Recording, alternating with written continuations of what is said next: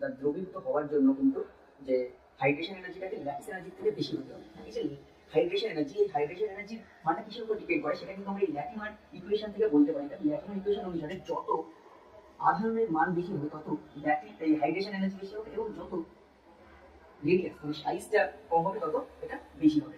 Clear? তাহলে এই হচ্ছে ল্যাটিমার ইকুয়েশন। তাহলে এখান থেকে আমরা কিন্তু বলতে পারি লিথিয়াম প্লাস বা Na প্লাস বা K প্লাস, এই যে আয়নগুলো এদের হাইড্রেশন এনার্জি অর্ডারটা কেমন হবে। দেখো এরা সবাই একই গ্রুপে আছে, গ্রুপ 1 এলিমেন্ট, গ্রুপ 1 এ আছে এরা সবাই। উপর থেকে নিচে নাও লিথিয়াম সোডিয়াম পটাশিয়াম, তাহলে উপর থেকে নিচে নামলে কি আকার বৃদ্ধি পাচ্ছে, আকার বৃদ্ধি পাচ্ছে মানে রেডিয়াস বৃদ্ধি পাচ্ছে, চার্জ সেম।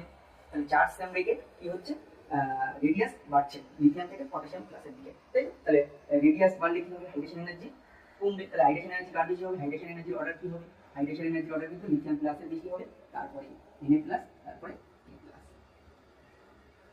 এটাই হচ্ছে হাইড্রেশন প্রসেসের ক্ষেত্রে হাইড্রেশন এনার্জি